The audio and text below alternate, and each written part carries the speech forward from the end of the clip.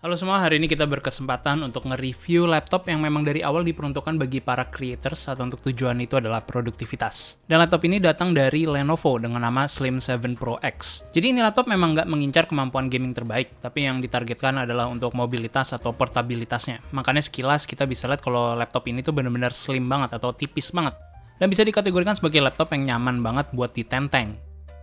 Jadi ini laptop hadir dengan harga 23 jutaan. Harganya ini bervariasi tergantung dari vendor mana kalian ngambil. Tapi harusnya nggak ada yang di bawah 23 juta dari saat video ini itu dibuat. Sekarang kita lanjut ke bagian spesifikasinya. Yang bisa kalian lihat di layar sekarang, dari list tersebut, harusnya ada salah satu yang paling menonjol, ini adalah CPU-nya. Menggunakan Ryzen 7 6800HS, karena ya tadi fitur utama dari laptopnya sebenarnya adalah CPU-nya, yang untuk para creators, dari namanya juga kelihatan dengan nama Creator Edition. Fitur lain yang cukup menonjol adalah kehadirannya RTX 3050-nya, yang sebenarnya cukup underpowered untuk laptop gaming dengan harga yang ditawarkan. Tapi perlu diingat kalau GPU-nya memang ada untuk ngebantu workload kalian mendapatkan produktivitas dan bukan untuk keperluan gamingnya. Hal tersebut juga diperkuat sebenarnya dengan faktor monitor atau display yang digunakan ya. Karena di sini kita bisa lihat resolusinya adalah 3072 dikali 1920. Di mana Lenovo menyebutnya sebagai display 3K dengan rasio 16:10 dengan 100% sRGB dan 400 nits. Jujur untuk displaynya ini benar-benar bagus banget tanpa harus kalian otak-atik. Tapi paling kalau ada keluhan dari gua mengharapkan kita bisa mendapatkan display OLED. Tapi setidaknya kita di sini juga mendapatkan 120 Hz dan 10 bit juga. Jadi paduan dari ketiga hal tersebut yang sebenarnya bikin laptop ini benar-benar menarik banget untuk kalian para content creators. Entah untuk keperluan video, image, sampai keperluan 3D sebenarnya masih sangat-sangat capable di laptop yang benar-benar tipis ini. Displaynya walau cuma 14,5 inci, kerasa kayak benar-benar laptop yang 15 inci atau 15,6. Jadi karena displaynya dan karena bentuknya juga yang cukup tinggi, karena ya tadi resolusinya ya 16:10, terus juga PPI-nya jadinya 250-an, yang bikin displaynya ini kelihatan tajam banget.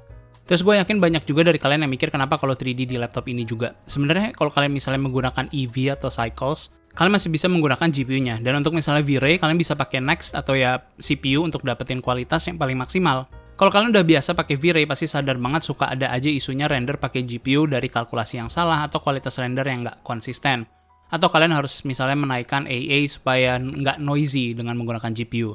Jadi dengan adanya 6800HS, menurut gue menempati tempat paling aman untuk para content creators yang dipadukan dengan RTX 3050-nya. Untuk laptopnya sendiri sih gue ngerasa benar-benar kokoh banget. Gue bisa bilang laptopnya punya build yang benar-benar baik banget dan pastinya feel-nya itu di atas laptop-laptop tipis pada umumnya. Kecuali yang premium notebook kayak MacBook Pro misalnya. Untuk keyboard juga buat gue cukup bagus untuk suatu laptop. Dan touchpad-nya juga menurut gue salah satu paling nyaman dengan ukuran yang lebar dan jarang banget salah input. Kalau misalnya kalian lagi dragging, itu misalnya kena di bawah lengannya kalian atau tangan kalian. Untuk I/O portnya di sini ada 2 USB-A 3.2 dan 2 Type-C 3.2 juga dengan ada charge port di salah satunya. Oh, sama uniknya ini laptop masih ngasih 3,5 audio jack. Jadi kalau ada dari kalian yang masih prefer dan menilai hal tersebut penting, ya di sini disiapkan. Untuk battery life juga menurut gue cukup baik.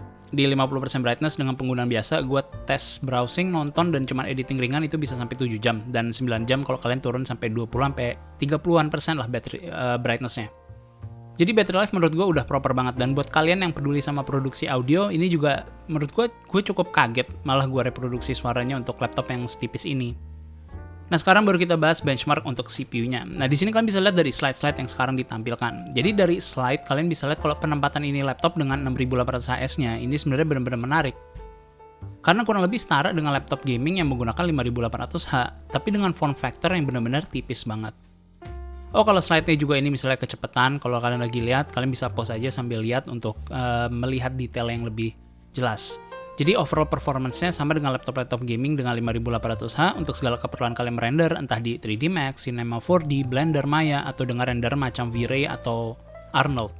Jadi dari sini kita bisa lihat langsung capability-nya, dan yang paling kalian bisa ekspektasikan dibanding laptop-laptop lain yang punya form factor lebih besar. Kalau kita bandingin sama yang punya form factor lebih tipis atau setara, ini laptop memang kencang jadinya. Perlu dipahami juga untuk keperluan produktivitas, dan pada saat gue membenchmark, si 6800HS itu nggak pernah nyentuh di atas 94 derajat. Ini gue selama ngetes di ruangan dengan ambient temp itu di 24 derajat Celcius. Nah kalau untuk keperluan gaming, di sini gue memang nggak mengetesnya secara detail. Tapi kalau kalian memang misalnya mengincar di atas 60 Hz di game-game esports, itu harusnya sih nggak ada isu. Kayak game kayak Valorant, Dota 2, atau CSGO. Yang kalian harus mulai turunin resolusi adalah game-game yang tergolong baru atau game-game AAA-nya. Bahkan untuk game AAA lama pun kalian harus menurunkan resolusi untuk mendapatkan playable FPS yang kalian harapkan atau bisa mendapatkan di atas 60 FPS. Tapi juga kalian harus pertimbangkan karena di sini menggunakan RTX 3050 berarti artinya kita bisa menggunakan DLSS untuk beberapa game kalau kalian masih menginginkan fidelity yang tinggi, masih bisa dimaksimalkan fungsi DLSS maupun FSR karena ya 3050 bisa menggunakan dua-duanya. Jadi menurut gue ini win-win situation. Game kayak Spider-Man harusnya masih playable banget dengan DLSS di laptop ini walau nggak main di native resolutionnya si displaynya itu sendiri. Jadi laptop ini tuh benar-benar mengisi wilayah yang benar-benar niche banget dan memang menempatkan dirinya di wilayah untuk para content creators atau para creators yang harus sering mobile setiap harinya. Terlihat dari spesifikasi dan juga form factor yang tipis dan nyaman buat ditenteng karena rounded edges di setiap laptopnya. Tapi tetap pengen punya kemampuan setidaknya untuk main game di saat darurat kalau lagi bosan. Ya balik lagi sih, benar-benar niche banget penempatannya. Tapi buat yang berada di posisi tersebut, menurut gua kalau kalian mengincar ini laptop, ini adalah pilihan yang benar-benar baik banget. Sekian review singkat dari gue, Sony, and see you guys next time.